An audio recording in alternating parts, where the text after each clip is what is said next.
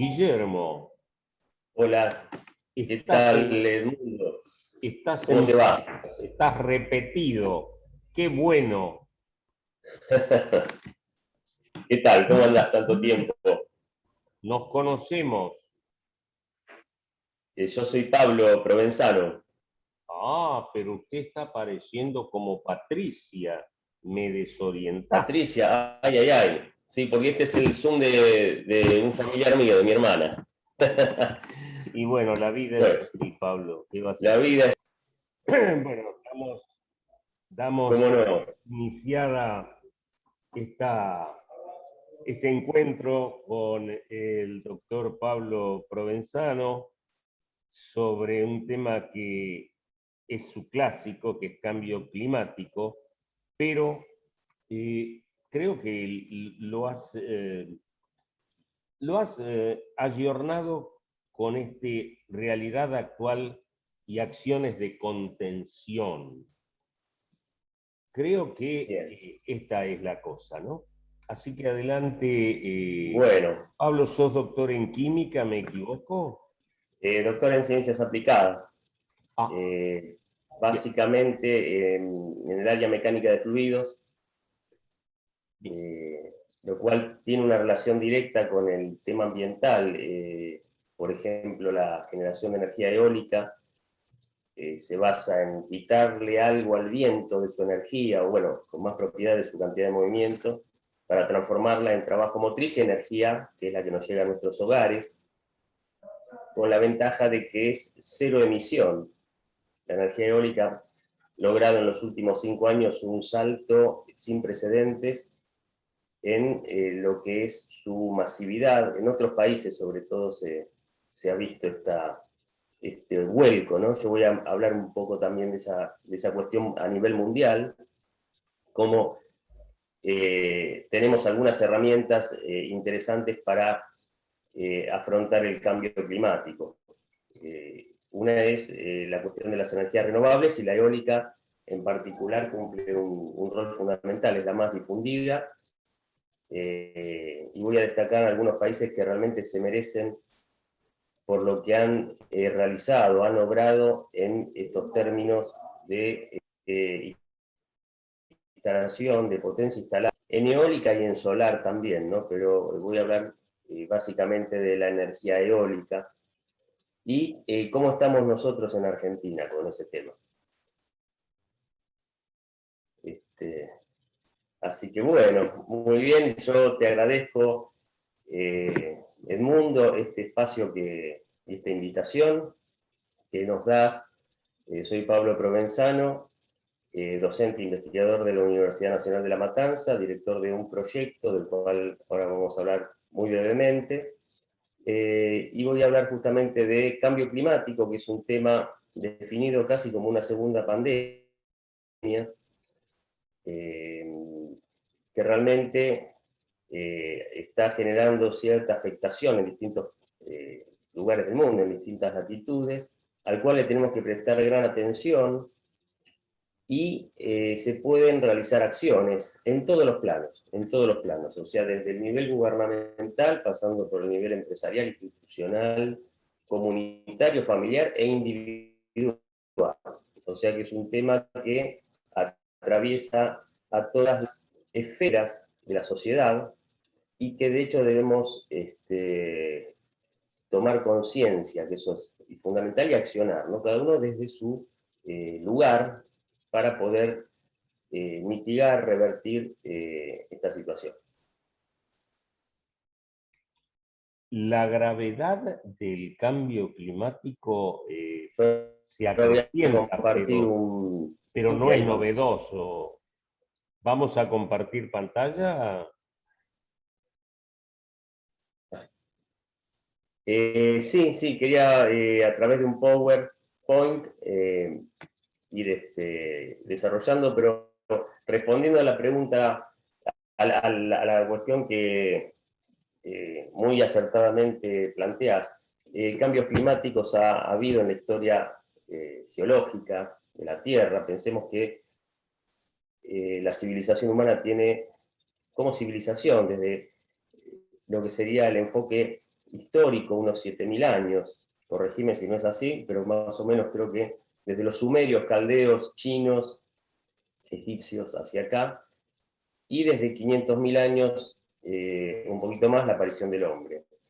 El planeta Tierra tiene más de 4.500 millones de años, eso habla de la brevedad nuestra, y en todo ese periodo han sucedido cambios que han generado extinciones masivas. La vida se volvió a recrear, ¿no? Pero las extinciones, bueno, una muy conocida, o digamos, incluso se han desarrollado, la temática en películas es la extinción de los dinosaurios, ¿no? Que a partir de los 65 millones de años no se encuentran más fósiles, hay como una especie de corte tajante ahí, pero luego, bueno, viene toda el dominio de los mamíferos, las aves, ¿no? Se vuelve a recrear la vida, las plantas también van adaptándose a estos cambios, y hoy tenemos esta tremenda diversidad única en el sistema solar, ¿no? Eso hay que destacarlo también, y en el universo, ¿no? Hasta donde uno conoce, por lo menos, no se ha encontrado vida de las características, complejidad, dinámica, diversidad que tenemos en la Tierra. O sea, la Tierra se la puede definir como un milagro, porque para que se den esas condiciones, evidentemente, se tienen que conjugar una serie de cuestiones físicas, térmicas, tener una estrella buena como es el Sol, por lo benigna, por lo estable que es, no así otras estrellas que irradian cantidades de energía y no permitirían en sus planetas forma de vida alguna.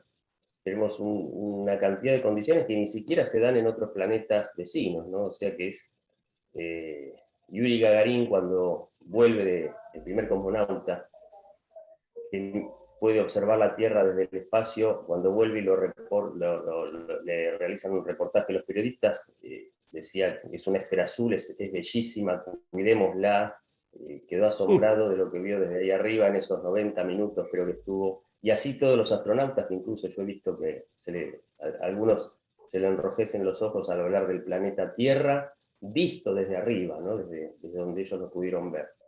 Yuri Gagarin hace su viaje en el 65, ¿o me equivoco? Antes. 61, 1961. Lo hemos Sí, olvidado. digamos, fue el primer cosmonauta, y eso es lo que decía en los documentales, se lo puede, ¿no? Repetía esa esfera azul tan bella, tan cuidémosla, repetía, esa era, digamos, su impresión, ¿no? Y la de los astronautas que le sucedieron. Realmente es digno de escucharlo, ¿no? Porque han podido observar la Tierra desde otro lugar, en la inmensidad del universo. Y realmente uno, fíjate, el mundo que hoy los astronautas no salen al espacio no solo para observar lo que hay más allá, sino que enfocan sus lentes hacia la Tierra desde el espacio, porque no han encontrado hasta ahora quizá ese ideal de vida que en otras décadas imaginábamos, en las películas mismas del principio del siglo XX, Marte poblado de seres similares a nosotros, o cuestiones de esa índole. Y estamos enfocando de nuevo los telescopios desde afuera hacia la Tierra, porque esto es una explosión de vida que realmente maravilla, asombra, somos parte de ello, y en las vecindades no encontramos algo similar, ¿no? ¿Cómo volvemos al viento y su aprovechamiento, Pablo? Muy bien. Sí, sí. Yo voy a desplegar un Power y vamos a ir haciendo digamos, todo un pasaje sobre este tema y sobre el desarrollo que ha tenido, sobre todo en los últimos 10 años, 5 años en especial, como una de las Fíjate, por herramientas. favor, si podés... Sí, abrirlo, sí. Ahí. Yo creo que autoricé, pero mi inhabilidad es increíble. Vamos por aquí. Compartir pantalla. ¿Se ve la Ahora sí, pantalla del mundo? me parece que estamos. Bien. Bueno, el primer paso ha sido dado. Que no es poco, siempre se empieza por el principio. Que no es poco, tal cual. Ahí está, ahí amplié. Bueno, muy bien, entonces vuelvo a agradecerte al mundo participando en estas jornadas sobre educación ambiental tan necesarias en estos tiempos. Y vamos a comenzar. Básicamente acá se proyecta, se ve bien, ¿no? ¿Ven bien la pantalla? Muy bien. Bárbaro, se proyectan cuatro fotos, todas tienen que ver con lo que se va a desarrollar. Por un lado, los cielos del Ártico, en la parte superior izquierda, molinos eólicos offshore, o sea, instalados en el mar, una migración de aves y el humo de las chimeneas, que es casi un sello, ¿no?, en cuanto al tema contaminación, ¿no? Así que bueno, vamos a comenzar. Como les decía, mi nombre es Pablo Provenzano y soy docente investigador de la Universidad Nacional de La Matanza. Estoy dirigiendo actualmente un proyecto junto con el licenciado Luis Fernández sobre el estudio del potencial eólico en el litoral fluvial de la ciudad de Buenos Aires y Gran Buenos Aires, básicamente evaluando cuál es el recurso eólico en el Río de la Plata, considerando el Río de la Plata como una extensísima llanura. Pensemos solamente que tiene 50 kilómetros de ancho desde Buenos Aires a Colonia. No imagino un río, no conozco por lo menos otro río que tenga 50 kilómetros de ancho, pero eso no sería lo más impactante. Tiene 200 kilómetros de ancho en su desembocadura, o sea que es una planicie fluvial donde los vientos ingresan desde el mar de una manera prácticamente libre, y hay que estudiar a ver qué recurso hay ahí, porque de haber algún recurso interesante podemos generar energía eólica, teniendo la ciudad de Buenos Aires, que es una de las ciudades, está dentro de las 20 conglomerados poblacionales más grandes del mundo. Esto no es menor porque hay miles de ciudades en el mundo, nosotros estamos dentro de ese ranking, y eso implica que se demande una gran cantidad de energía y que se genere una gran cantidad de emisión de gases de efecto invernadero. Poder lograr que parte de esa energía se genere desde la eólica y desde el Río de la Plata, tan cerquita, sería un gran, digamos, algo muy interesante para la región. Muy bien, vamos a hablar de cambio climático. El cambio climático es un tema de primera plana en todo el mundo, en la agenda de mandatarios, de reuniones científicas, hasta desde el punto de vista filosófico, religioso, educacional, o sea, atraviesa todas las esferas, en todos los niveles, y obviamente nosotros somos parte también, dentro de lo que es el cambio climático. Vamos a hablar un poquito de esta cuestión, pero también vamos a referirnos a dos cuestiones que generan o dan origen antes de definir lo que es el cambio climático, y por un lado son la naturaleza o el entorno, y la actividad antropogénica, que es la actividad humana, para generar bienes, servicios, para lograr esta calidad de vida sin precedentes, que es bastante nueva, porque estamos hablando de una calidad de vida que se remonta a fines del siglo XIX, con la invención del motor de combustión interna, las primeras centrales hidroeléctricas, una energía de calidad como la energía eléctrica,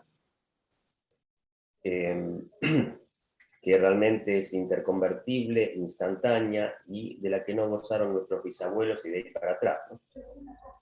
Que ellos, digamos, las formas de energía eran el farol a gas, bueno, la cocción a través de quemar madera vegetal y demás. El salto cualitativo fue impresionante, pero esto está generando algún costo que lo vamos a analizar. Bien, antes de entrar en el tema de cambio climático, voy a hacer alguna referencia a nuestro comportamiento como seres humanos frente a la naturaleza. Realmente lo que observamos es un divorcio total en todas las decisiones, en distintas cuestiones que tienen que ver con el ser humano y su entorno, del cual dependemos totalmente, pero que hemos en algún sentido ignorado, la palabra divorcio creo que es bastante correcta. No la hemos tenido en cuenta en los desarrollos, en general hablo, ¿no? Pero un poco es así, y de hecho todo esto ha generado esta cuestión climática. El hombre se ha entronizado como la especie, no lo es.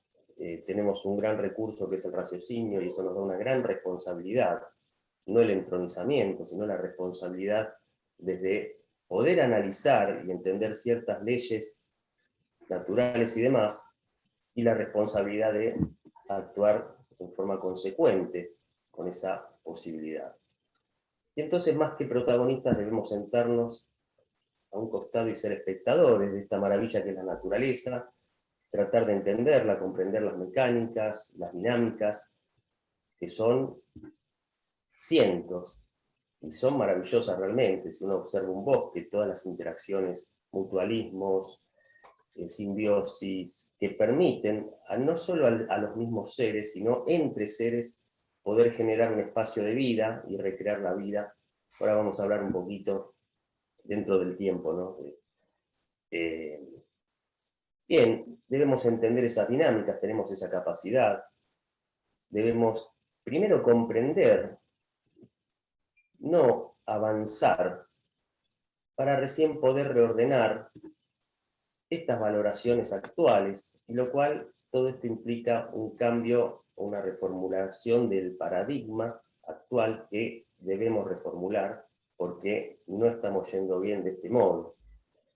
Los recursos no son ilimitados, por ejemplo, como la concepción humana en general lo venía asumiendo.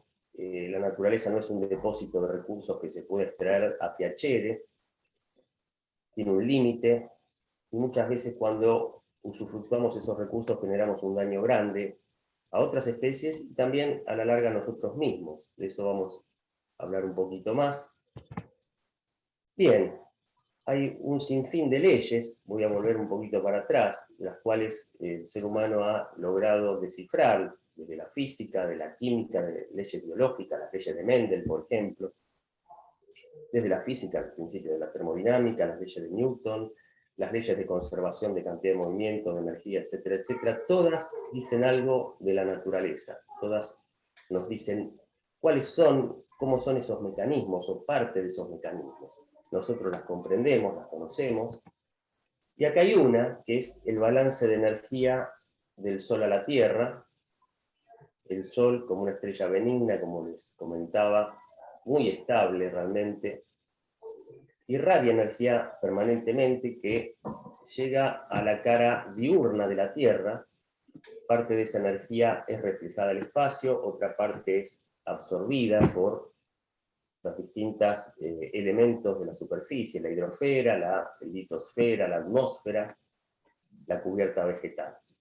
Muy bien, y desde la cara oscura, la Tierra emite parte de esa energía a modo de retorno hacia el sumidero general, que es el espacio, en un armónico balance, donde la primera ley de la termodinámica y también la segunda están implícitos. Estas leyes gobiernan este balance. De otro modo, la Tierra se calentaría progresivamente si no tuviera un retorno en la cara nocturna de emisión de parte de esa energía al espacio. Las temperaturas se mantienen entre un rango desde menos 50 grados, un poquito más inferiores en la Antártida, en algunos lugares de la Antártida, hasta unos 50 grados sobre cero en zonas de desiertos tropicales. Y dentro de esa franja, y con una atmósfera como la que tenemos, es posible la presencia de agua líquida. Sin ella no habría vida. No se ha encontrado agua líquida hasta ahora en ningún otro planeta o cuerpo celeste del espacio. Nosotros sí la tenemos en abundancia. Eso permite la vida. Nuestras células están compuestas, ustedes como biólogos lo saben mejor que yo, mayoritariamente por agua. Es un mecanismo de disolución el agua y de transmisión de nutrientes por excelencia, y no lo encontramos en otros lugares del espacio hasta ahora. ¿Pero qué está sucediendo? Bueno, está sucediendo lo siguiente, hay una concentración de ciertos gases que están indicados con esta franja negra en la atmósfera. La atmósfera tiene unos 80 kilómetros de espesor. Este gas, yo voy a hablar del dióxido de carbono, ¿no? Que es uno de los gases de efecto invernadero, se viene acumulando progresivamente en la atmósfera y viene generando una ralentización de la emisión en la cara nocturna hacia el espacio de energía térmica. El Sol sigue irradiando a la Tierra como hace 1000 años, 5000 o 10 millones de años, con la misma, dentro de pequeñas fluctuaciones con la misma intensidad, no llega esa radiación, pero hay una especie de retardo en la cara nocturna y eso genera un calentamiento progresivo que se está detectando desde hace 300 años, y esto es debido, entre otras cuestiones, al incremento del dióxido de carbono. Ahora la pregunta es, ¿de dónde surge ese dióxido de carbono? Que ha aumentado, ahora vamos a ver en qué proporción. Esto está generando un desbalance térmico, o sea, acá la primera ley de la termodinámica, hay digamos, un retorno retardado, ¿no? Entonces estamos ahí toqueteando algo que no hay que toquetear. Esto está generando un aumento de la temperatura promedio global. Ese aumento de la temperatura promedio global influye sobre el desarrollo de los biomas, de muchos biomas o varios de ellos. Pensemos que nosotros cuando aumentamos la fiebre, cuando tenemos alguna enfermedad, nuestro organismo aumenta su temperatura promedio de 36 grados en 1, 2 o 3 grados, y eso es porque ese organismo patógeno inhibe su reproducción cuando se varía la temperatura tan siquiera en 1 grado, 2 o 3. Obviamente el ser humano no puede vivir mucho tiempo con ese régimen de temperaturas, pero es un mecanismo de defensa, y esto es similar a lo que sucede en la Tierra. Al variar la temperatura promedio global unos pocos grados, como ahora vamos a ver, eso está generando digamos, ciertas variaciones en la dinámica de la vida en algunas especies. Bien, la Organización de las Naciones Unidas, a través del IPCC, siglas en inglés, es el Panel Intergubernamental para el Cambio Climático, es un organismo que viene monitoreando desde hace más de 30 años el contenido de gases de efecto invernadero, dióxido de carbono en la atmósfera. Realizó en el 2018 una advertencia importante, y es la siguiente: dice que la temperatura promedio global no debe ascender, no debe pasar 1,5 grados por sobre la temperatura promedio reinante hasta el siglo XVIII, durante unos 12.000 años, porque ese incremento puede generar consecuencias en los biomas y de hecho en la vida en la Tierra, ¿no? Para el año 2030 se espera que este incremento gradual que se viene dando debido al aumento de la concentración de dióxido no supere ese tenor. Bien, ¿qué ha sucedido en estos últimos 300 años? En estos últimos 300 años vemos en esta curva que de las 280 partes por millón de dióxido de carbono estables durante 20.000 años hasta el siglo XVIII, ese tenor de concentración en la atmósfera comienza a crecer de manera leve durante los siguientes 150 años y más progresivamente y ya marcadamente en las últimas 4 o 5 décadas.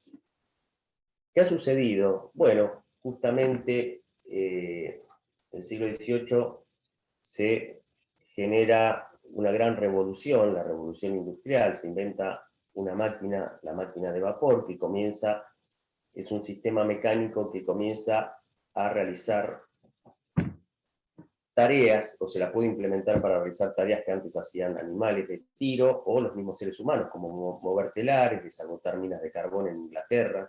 Ahí es donde se crea esta máquina a principios del siglo XVIII.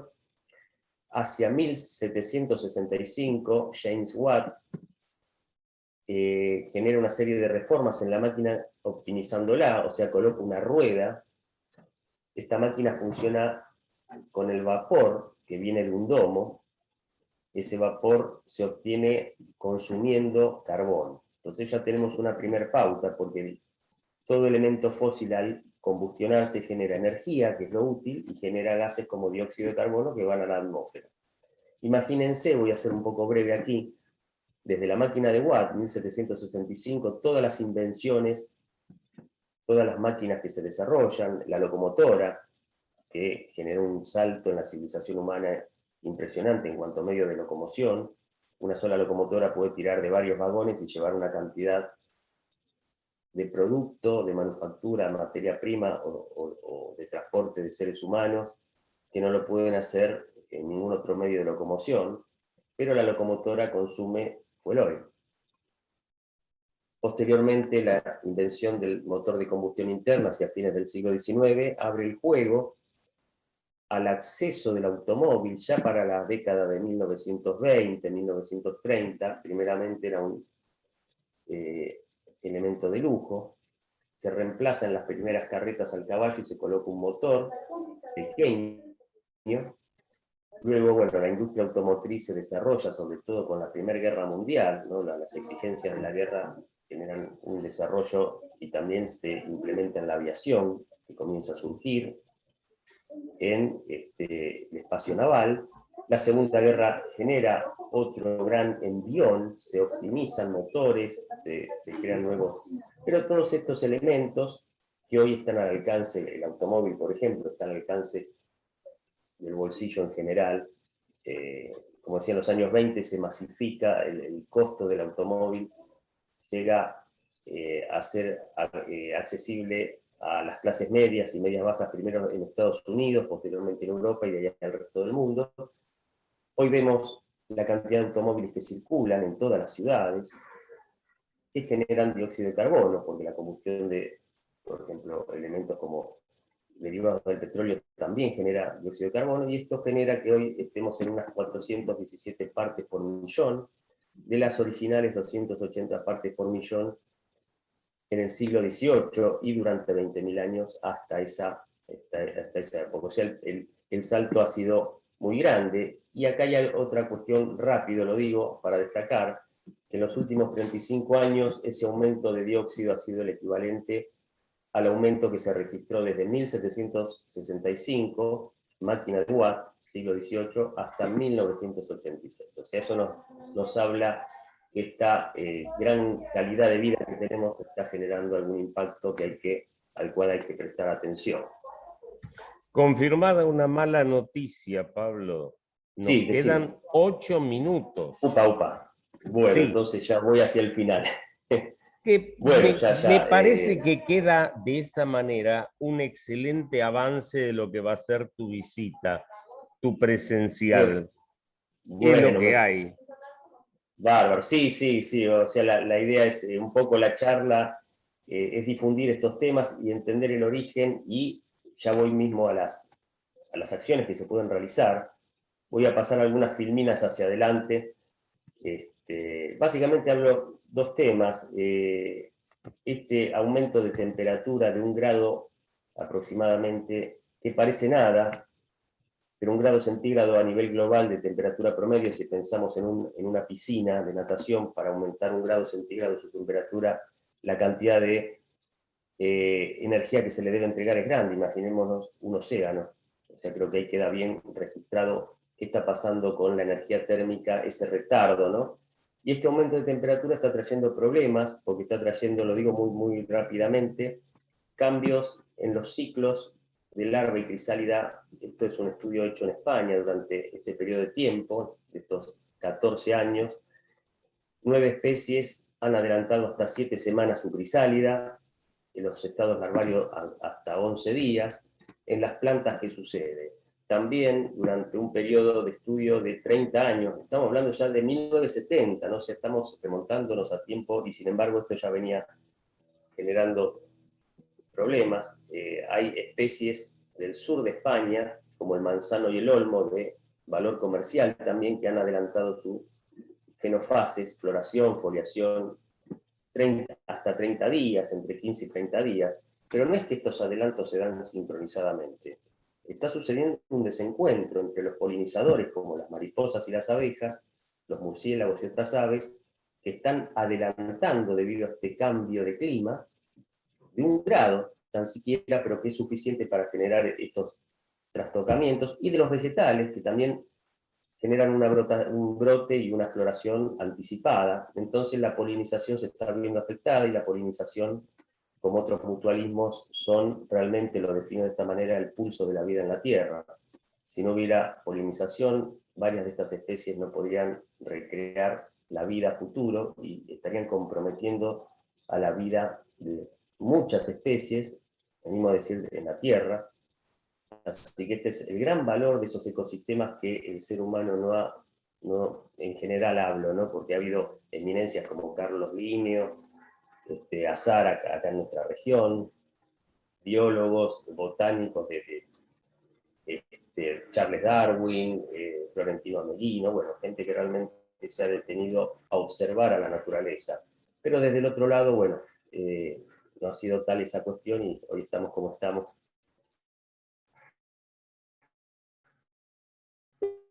Pero se pueden hacer cosas, que eso es lo importante. Las aves lo mismo, en este caso un recolector del sur del Sahara, en Ubicha, España. En España puede replicar directamente por sitio planteado apocalíptico. Sin embargo, hay a pensar, se acople con lo que está dando, y es una gran señal. Y vamos a un gran emisor de óxido es la generación de energía eléctrica por medios fósiles. Bien, vamos, enormes molinos de viento, la superficie de estos molinos de 100 metros de altura, como se ven aquí, generan energía eléctrica sin emitir dióxido. China está a la vanguardia con 236 gigawatts, Estados Unidos con 105 gigawatts de potencia instalada. Estos números por ahí no dicen mucho, pero ahora voy a hacer una referencia que va a quedar más claro. Alemania, la India, España, la India con 38 gigawatts, vamos a detenernos en la India, un país similar en extensión a la Argentina, pero con 1.350 millones de habitantes. Sin embargo, está en el 4º lugar en este puesto, realmente es más que destacable.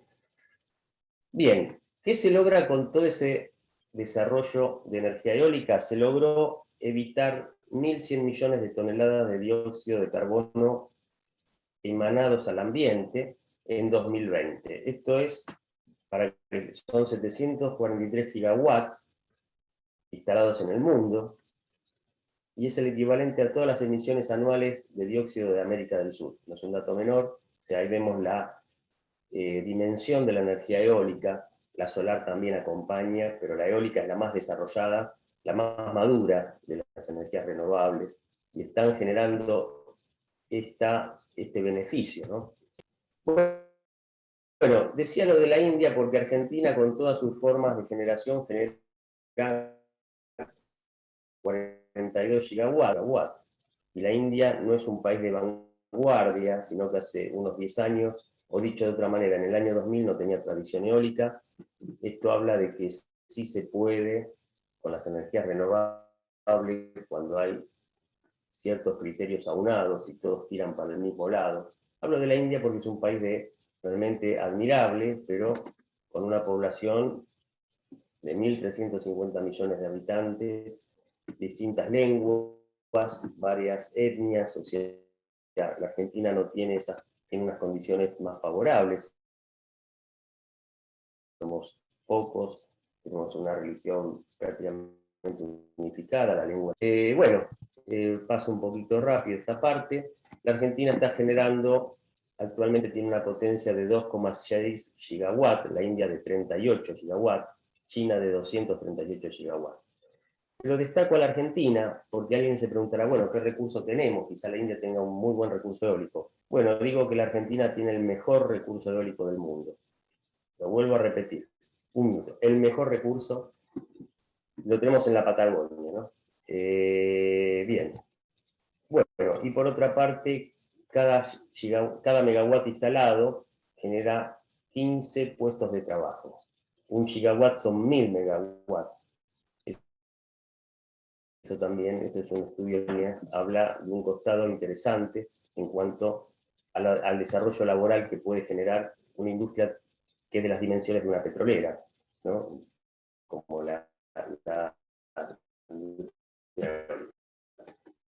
el acuerdo